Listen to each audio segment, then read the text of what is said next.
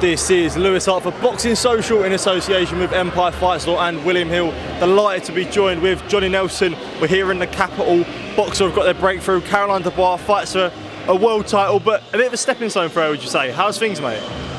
I think the learning for Caroline Dubois in this one is headlining, responsibility, being there, knowing you're not slipping under the radar, fighting on the undercard, knowing you're the headline.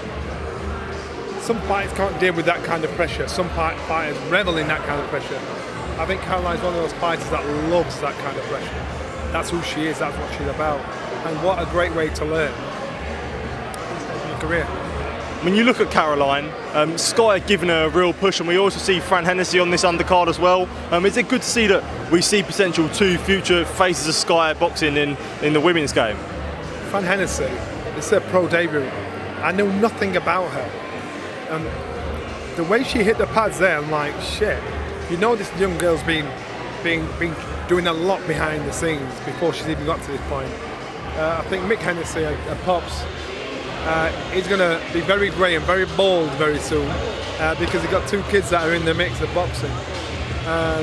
As for Caroline, I think Caroline looks at your Natashas, looks at your Katie Taylors, looks at the headliners and think that's going to be me next. And if somebody like Clarissa Shields kind of is bigging her up, shouting her name, you know, she's the heir apparent. And I do see that, and I don't see it being any other way. Right attitude, right maturity, right age, and she's in a good position. And when you look now, we see Shane McGuigans especially, he's got Caroline Dubois, both of the Azeez brothers, and he's got more contenders now, guys who are coming through, prospects. Rather, obviously he's got world champions as well and Chris Bellew, but going from the guys like Groves, Hay, all the established fighters, do you think it's good to see him sort of, and it's more exciting that he's bringing guys through such as Dubois, Azeez, and from the ground up? Well, you know what Brendan always said, if you produce one champion, people will say it's luck. Produce two, then they'll say, all right then. But when you start producing 3, 4, 5, 6 champions, then people will give you the credit you deserve as a coach. And then when I say you produce from the amateurs all the way through to the pros. You know, that's about you producing.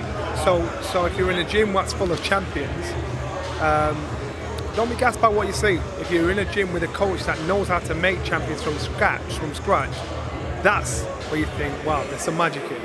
Absolutely, and this isn't the only show that's going on in London this week. We do see Matchroom have been putting on a show.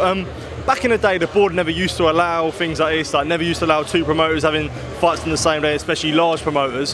Does it show how the game's changing in a way, or how much more power promoters have got, where we see two big shows, two big broadcasters both going rivals on the same night in the same city? Yeah, you know what, and broadcasters do think about this. Sometimes they try and avoid the clash, but sometimes they can't avoid the clash, or sometimes they're happy. So yeah, we'll let this roll, because this bill here, you've got fighters coming through to be the next generation of headliners. So give them that headline. You know, if you're going to go to a big stadium and put on a big fight, then you're going to do that. There's a world title fight on there. So I'm frustrated because I can't watch everything at the same time. And if you're a fight fan, you've got everything going for you. So we'll stick on the topic of Boxer, sticking on the topic of London. 3 or 4 weeks time, we do see Joshua Buatsi take on Dan Azeez. That fight has still got to happen, but there could be an eager person awaiting. Ben Shalom said today he's been chatting to George Warren about Anthony Yarde potentially facing the winner on Sky. How much do you lick your lips at the prospect of a great fight like that? I love the fact that Anthony Yarde came into Sky, came into their house and sat in their living room watching their TV and said, I want the fight. You heard it from him, you didn't hear it from the promoter, you didn't hear it from a third party, you heard it from him, and that's important. So the fans can then say, right, they want it. And it's called show business, and it's usually the business that messes up the show. Because the show was said, I want to fight, let's get this done. Now the realisation of this fight can actually happen against the winner. That'll be a big fight. That'll be a really good fight. Don't have Dan. because everybody in their head's thinking it'll be Anthony against Buatsi. Don't write off Dan, because Dan's the one who's least expected to rise to the top. And with a fight like that though, and Anthony said this about, I know he's definitely won't be looking past Dan Azeez, but Anthony said that outside Fury v Joshua, him and Buatsi is the biggest fight. Would you agree with that statement? It's one of the in the UK. In the UK, probably yeah. Yes, because this has been bubbling for quite a while. This conversation has been had for quite a while. People are developing amnesia and wearing blinkers for quite a while. So now they're now on the same path, walking the same direction. Absolutely. Moving on, we see Joe Joyce this past weekend get knocked out by Zhilei Zhang once again, get stopped again. What was your sort of reaction to the fight, and was you surprised at the outcome, seeing Joe Joyce put out like that? I was surprised. I actually thought Joe Joyce would go in there and win the return match, because I thought he learnt his lesson from the first fight. He got greedy. He did what most of Joe's opponents have done with him. Zhang was easy to hit, got in there, got involved in the mix, got out punching. He thought, shit, messed up there. Came in 18 stone. This fight he came in heavier, thinking he's going to change it, but now all of a sudden Zhang is a fighter that knows he can beat Joe Joyce. So that's why he was so relaxed. That's why that southpaw style was a perfect southpaw style to beat Joe's bogeyman. And I think they'll fight 99, they'll fight 100 times, and 99 times that'll probably happen. For people to write Joe off, write him off if he has all of a sudden become chinny, because he gets hit easy. And if he gets hit easy and you're chinny, you're in the wrong place to fight. I think he's just come across his bogeyman, and his bogeyman will always somehow have his number.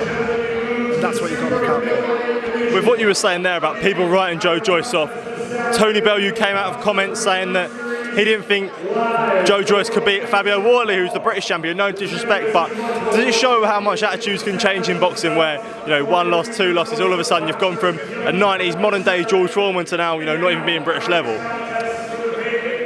You've got to break it down. So that's what I'm saying. If Joe is chinny and he can't take a shot in the chin anymore, I agree. But it's a bit premature and too early in the day to say that until he fights somebody else and gets hit on the chin.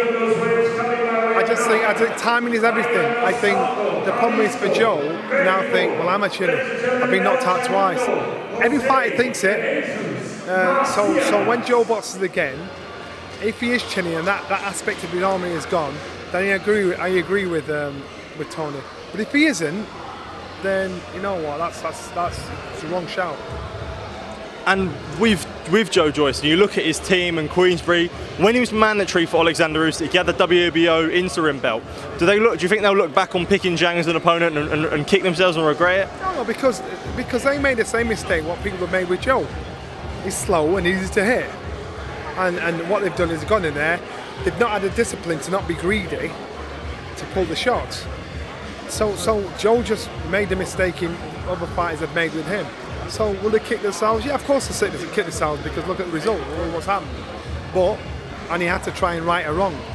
But that's a game it's in. That's a game we're in, especially in heavyweight. Do you think we could potentially see Zhang taking on Tyson Fury now, Alexander Usyk, even Anthony Joshua?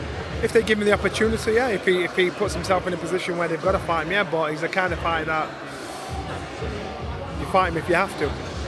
And I'm saying the top four, I think they beat him. But they'll fight him if they have to. Do you think he could see himself in like the Who Needs Me club now? Yes. Yeah. So he's got to put himself in a position where he's a mandatory challenger. So they've got to fight. That's how he gets in the mix. Absolutely. Johnny Nelson, thank you for taking time to speak to him. Appreciate it. All the best, mate. Top man. Thank you, bro.